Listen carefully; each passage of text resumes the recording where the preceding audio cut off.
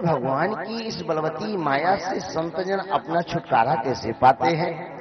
जीव प्राय आसुरी भाव को प्राप्त है, नाना प्रकार के क्लेशों से आक्रांत है। ऐसा कोई साधन बताइए जो पवित्र करने वाला हो और कृष्ण प्राप्ति का मुख्य हेतु भी हो, मन की शुद्धि भी कराए। आप कहेंगे यह प्रश्न तो आपको चिंतामणि के समक्ष रखना चाहिए। सोनक जी ने कहा नहीं रख सकते थे। क्यों? चिंतामणिर्लोक सुखम सुरद्रोह स्वर्ग संपदम प्रयच्छति गुरु प्रीतो वैकुंठम योगी दुर्लभम। चिंतामणि क्या दे सकते? केवल यह लौकिक संपदा, इसके अतिरिक्त उसके पास कुछ है ही नहीं, तो देगी क्या? हाँ, आप कहेंगे कि स्वर्ग के कल्प वृक्ष से कामना करनी चाहिए, नहीं कर सकते। क्यों? वो भी क्या देगा? उसके पास स्वर्गीय संपदा है, तो स्वर्गीय संपदा देगा। हमको स्वर्गीय संपदा नहीं चाहिए, हमको यह लौकिक संपदा नहीं चाहिए। हमको तो वो चाहिए जिससे लाडली का साक्षात्कार हो, प्यारे से नेहा लगे, प्रीति लगे। हमने सुना है परियक्षति गुरु प्रीतो वैकुंठम योगी दुर्लभम। गुरुजन लोग प्रसन्न हो जाते हैं तो योगियों का दुर्लभ वैकुंठ भी प्रदान करने में हिचकते नहीं। इसलिए मैं आपसे, हम सब आपसे यह निवेदन करते हैं, आप मन की शुद्धि का सर्वश्रेष्ठ जो साधन है वो बताइए। मन की शुद्धि कैसे हो, चित्त की शुद्धि कैसे हो?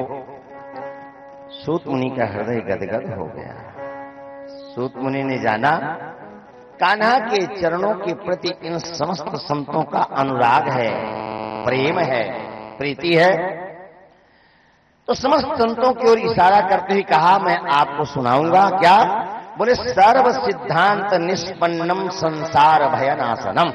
समस्त सिद्धांत क्या? बोले शास्त्रों के सिद्धांत को सुनाऊंगा। और वो सिद्धांत होगा कैसा? बोले संसार भयनाशनम, संसार के भय का नाश करने वाला होगा, भक्ति का वर्धन करने वाला होगा और भगवान कृष्ण की प्रसन्नता का मुख्य हेतु भी होगा। लेकिन एक सहयोग आप सबको करना होगा। शौनकादि ऋषियों ने कहा, क्या? सूत मुनि ने कहा, तदहम ते विधास्यामि, तदहम ते विधास्यामि, तदहम ते विधास्यामि, सावधानतया शृणु। मैं कहूंगा तो सही, पर आप समस्त संतों को, ऋषियों को, मुनियों को सुनना होगा। कैसे? बोले एकाग्र चित्त होकर के।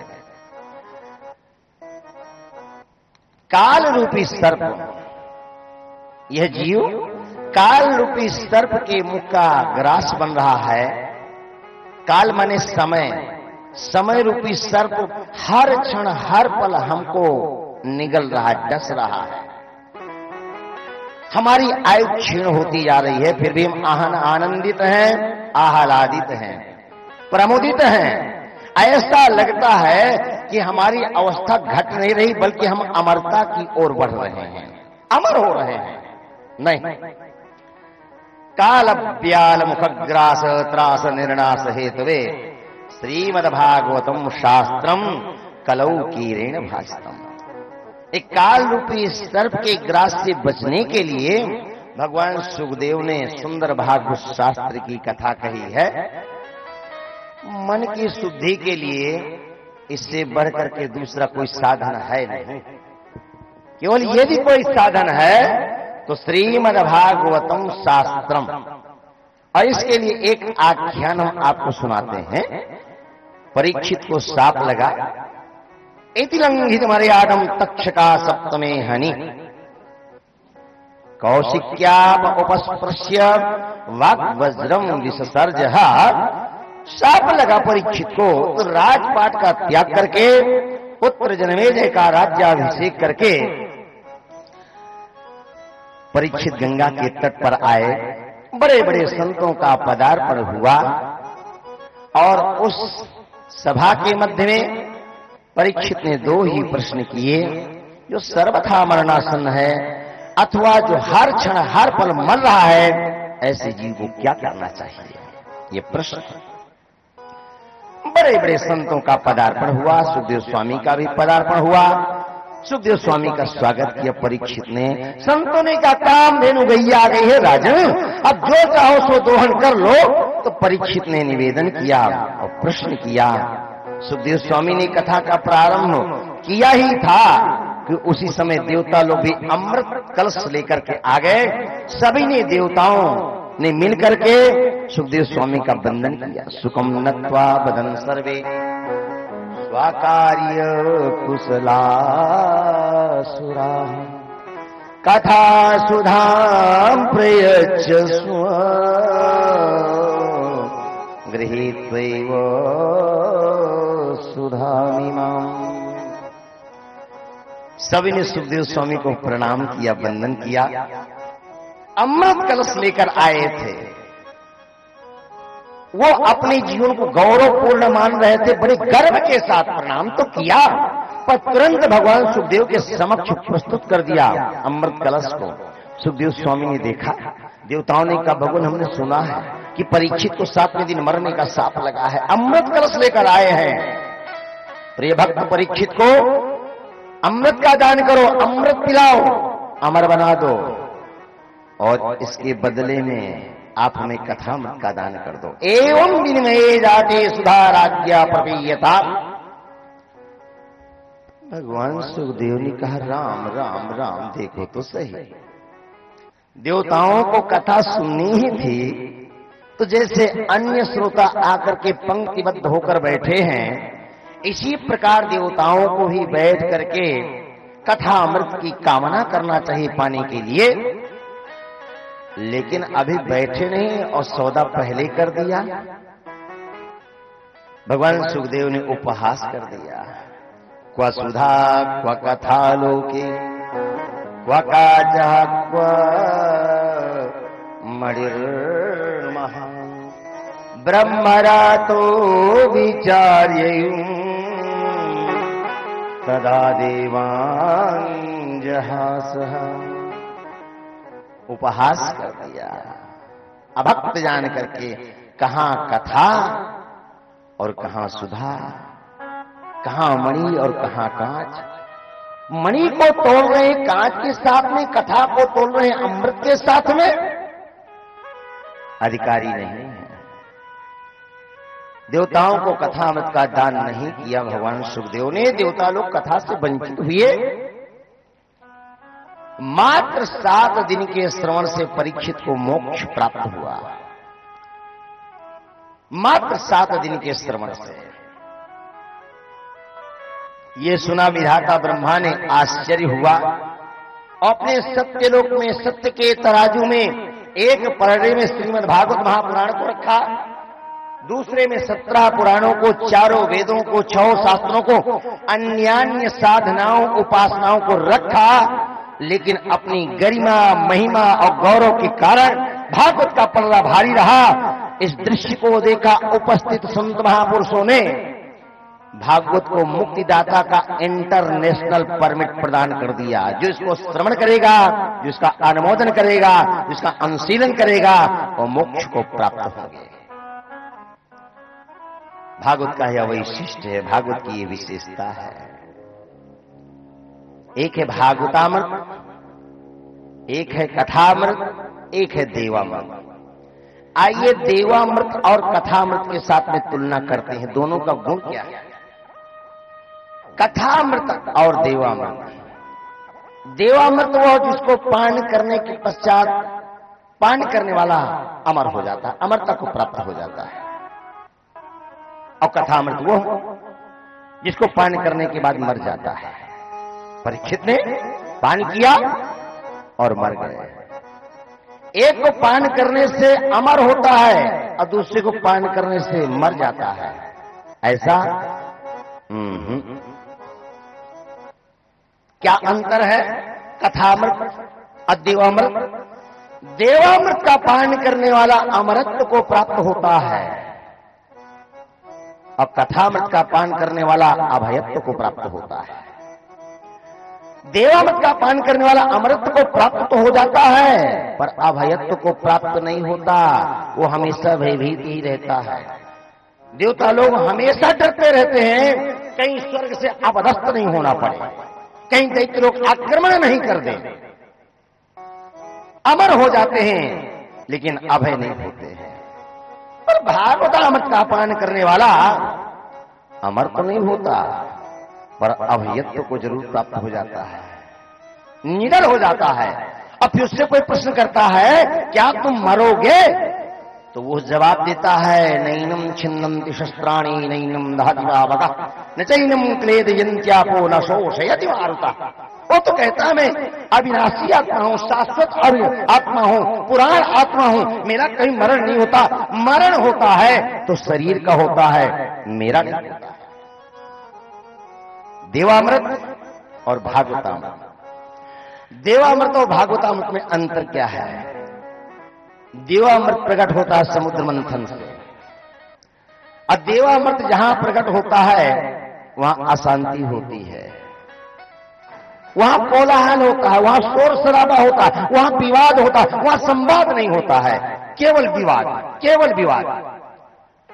और जहां पर भागवतामृत प्रकट होता है वहां पर शांति की स्थापना होती है। देवामृत समुद्र से प्रकट होता है, भागवतामृत किसी संत के हृदय से प्रकट होता है।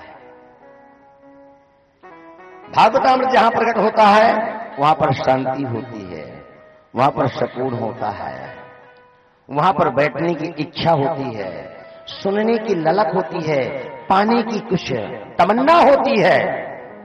भागवतामृत, भागवतामृत की कथा चल रही है, सुई गिरे और यहां आवाज सुनाई दे जाए, लेकिन देवामृत जब प्रकट होता है तो अशांति पैदा होती है। देवामृत और भागवतामृत में अंतर क्या है?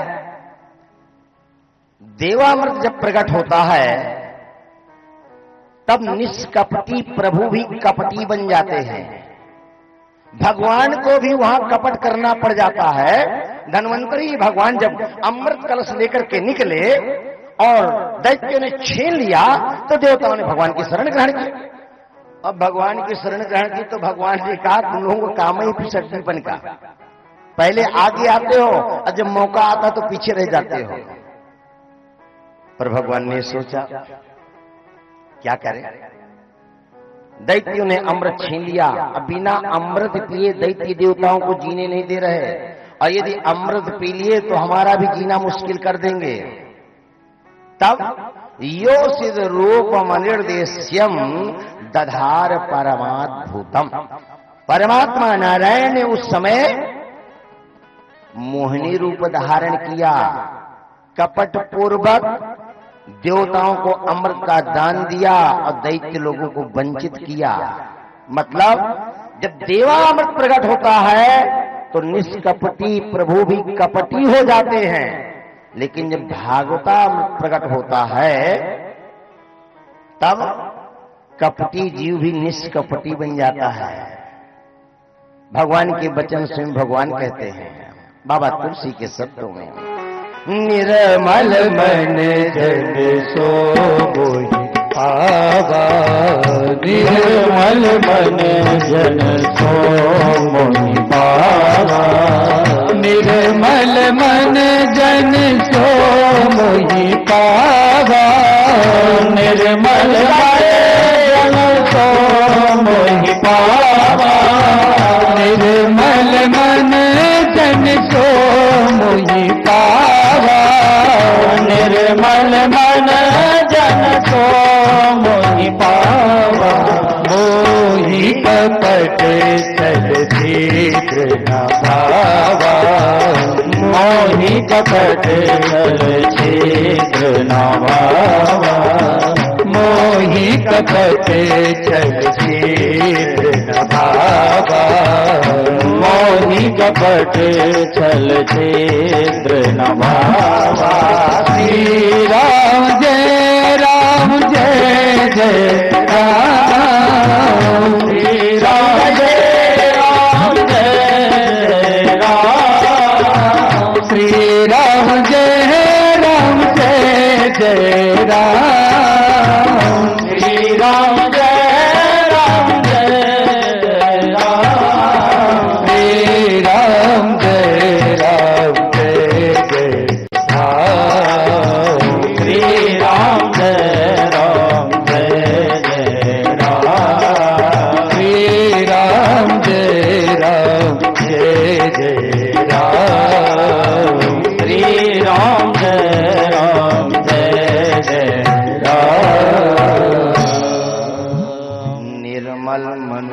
सो मुहि पावा, मोहि कपट छल छिद्र न भावा,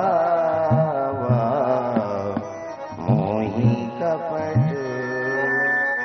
स्वयं तो डिम डिम घोष कर रहे हैं कि मोहि कपट छल छिद्र न भावा, लेकिन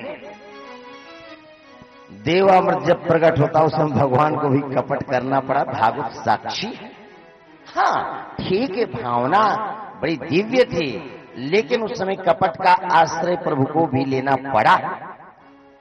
ये भागवत का वैशिष्ट है कि भागवत को सुन करके कपटी जीव भी निष्कपटी बन जाता है। इस सुंदर कथा को देवर्षि नारद ने ब्रह्मा जी के मुख से पूर्व ही सुन रखी थी, लेकिन विधि विधान के साथ श्रवण किया कुमार भाइयों के श्रीमुख से। 7 दिवस पर्यंत एक आसन में बैठ करके देवर्षि नारद ने कुमार भाइयों के श्रीमुख से भागवतामृत का पान किया। ये बात सूत मुनि कह ही रहे थे कि सौनक जी तो बिगड़ गए। सौनक जी ने कहा, ऋषिवर माना कि हमने आपको पूजा है, आपको बंधन किया, आपका हम आदर करते हैं, पर आप कोई भी बात कहें और उसको हम स्वीकार कर ही लें, ऐसा जरूरी नहीं। क्यों?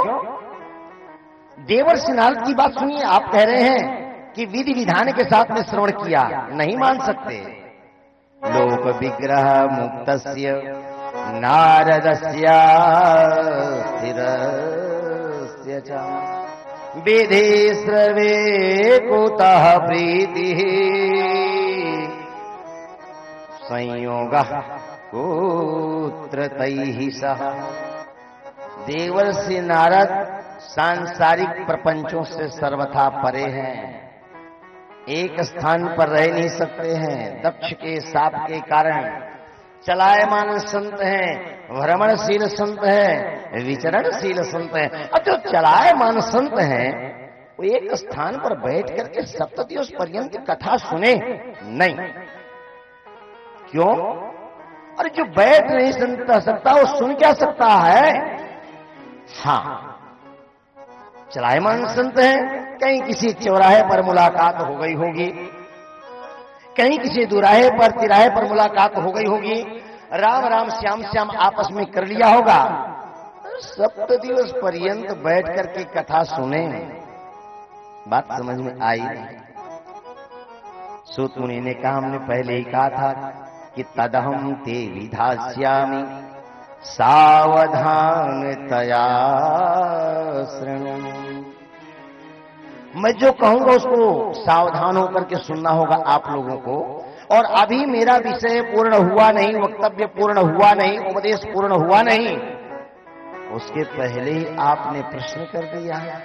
नहीं, एक सुंदर आख्यान आपको बताऊं।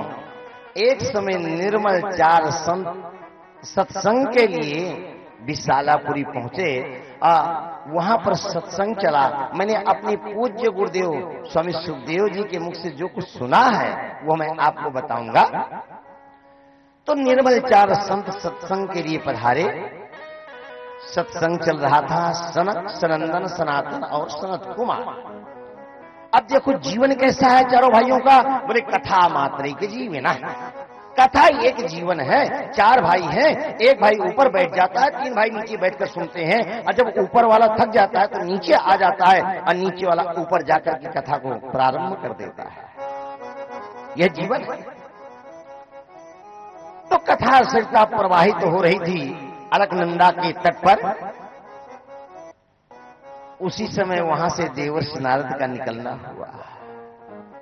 चारों भाइयों ने देवर्षि नारद को देखा और अपनी अपनी तरफ से चारों भाइयों ने देवर्षि नारद के सामने प्रश्न रख दिया। कथम ब्राह्मण दीन मुख कुतश्चिंता तुरो त्वरितं गम्यते कुत्र कुतस्या गमनम तव इदानीं शून्य चित्तोऽसि गतवित्तो यथा जन तवेदं मुक्त संगस्य किमोचितम वद कारण। अरे ब्राह्मण देवता, आपका मुख उदास क्यों है? देखिए तरीका देखिए। और दूसरा भाई कहता है कुतश्चिंता तुरो भवान। देवर्षि, आप चिंतातुर दृष्टिगोचर हो रहे हैं। तीसरे भैया ने कहा त्वरितम गम्यते पुत्र। अरे इतनी जल्दी जल्दी आप जा कहां रहे हैं? चौथे भाई ने कहा मुझको भी बहती गंगा में डुबकी लगा लेना चाहिए। तीन ने पूछा, एक ने कहा आपका मुख उदास क्यों है? दूसरा कहता आप चिंतातुर दृष्टिगोचर हो रहे हैं। तीसरा कहते हैं इतनी जल्दी जल्दी जा कहां रहे हैं? मैं नहीं पूछूंगा, जब इनको बोलने का अवसर मिलेगा तो यही कहेंगे कि तीन भाइयों के हृदय में दया है, चौथा तो निष्ठुर है, निर्मोही है। तो ऐसा हम क्यों कहलाएं? पूछ ही लेते हैं कुतस्यागमनम तव। अरे आपका आगमन कहां से हो रहा है?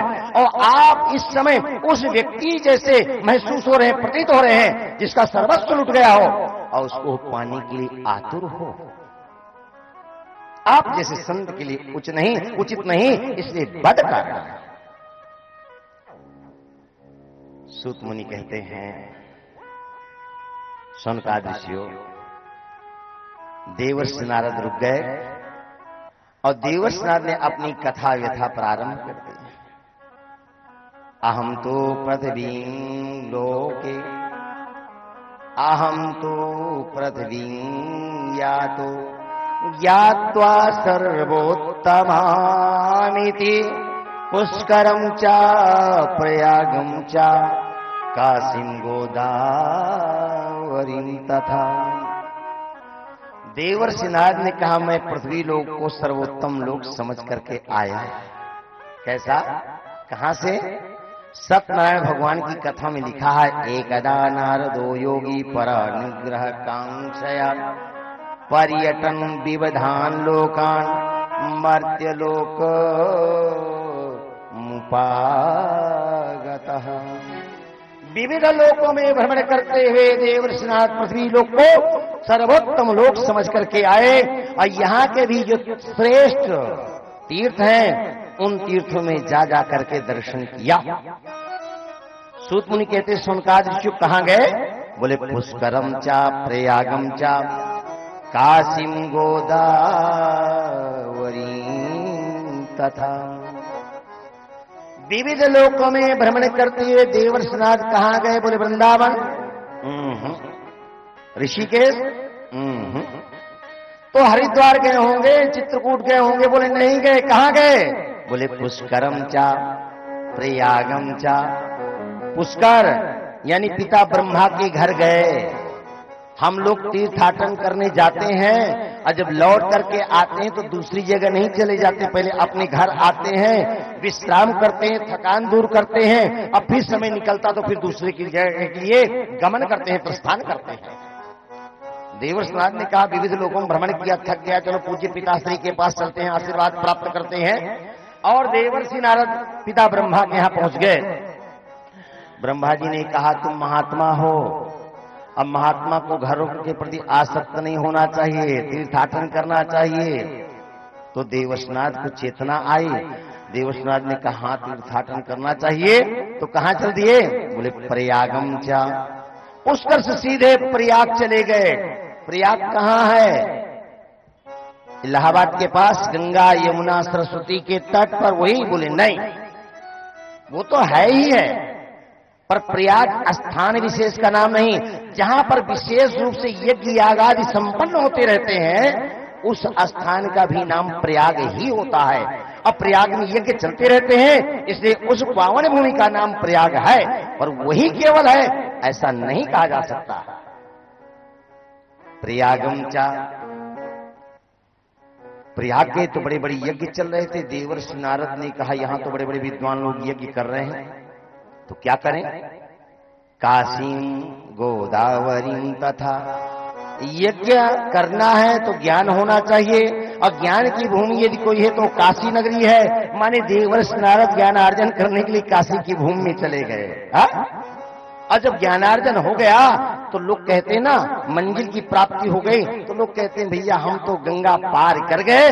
वही स्थिति देवर्षि नारद की हुई। बोले गोदावरी तथा, गोदावरी में जाकर स्नान किया, हरित क्षेत्र गए, कुरुक्षेत्र गए, अन्य तीर्थों में रामेश्वरम आदि में भ्रमण करते रहे। पर देवर्षि नारद कहते हैं मेरे मन को संतोष प्रदान करने वाली शांति मुझे नहीं मिली। सत्यम नास्ति तपः शौचम दया दानम न विद्यते औदरम हरिणो जीवा बराका कूटभाषिणः। सत्यम नास्ति तपः नास्ति शौचम नास्ति दया नास्ति दानम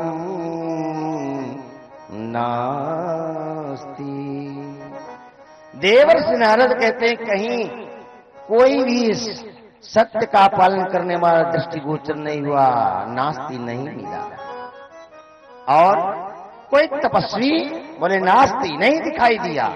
अच्छा, तो शौचाचार का पालन करने वाला कोई पवित्र बोले वो भी दृष्टिगोचर नहीं हुआ। कोई दयावान पुरुष बोले नास्ति।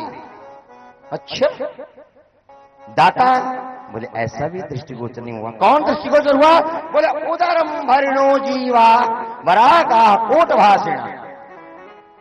उदर पूर्ति करने वाले मिथ्याभाषी लोग मिले।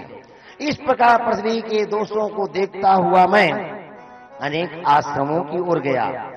आश्रमों में देखा शायद यहां अभी सनातन संस्कृति अक्षुण्ण हो, सुरक्षित हो, नहीं दृष्टिगोचर हुई। नदियों में गया, नदियों पर विधर्मियों ने आधिपत्य कायम कर लिया। तब मैंने सोचा चलो सदगृहस्थों के द्वार पर चलूं, सदगृहस्थ लोगों के यहां शायद भारतीय संस्कृति अभी सुरक्षित हो। तो धीरे धीरे चल करके यह अपेक्षा लेकर के सापेक्ष होकर के मैं गृहस्थों के द्वार पर पहुंचा। शांति मिली? बोले नहीं। क्या मिला? बोले तरुणी प्रभुता गे श्याल को बुद्धिदा ये कहा। तरुणी प्रभुता गे, ग्रस्तों के यहां भी सनातन संस्कृति सुरक्षित नहीं रही। क्या देखने को मिला देवर्षि? देवर्षि नारद ने कहा बहुत विश्वस्त था। ये था कि गृहस्थों के यहां अभी सनातन संस्कृति मर्यादा सुरक्षित होगी, छोटे बड़ों की आज्ञा का पालन करते होंगे, बहुएं सासू मां के आदेश का पालन करते होंगे, नन्हे मुन्ने माता पिता की आज्ञा का पालन करते होंगे। तो क्या देखने को नहीं मिला? देवर्षि नारद ने कहा बिल्कुल नहीं मिला। क्या मिला?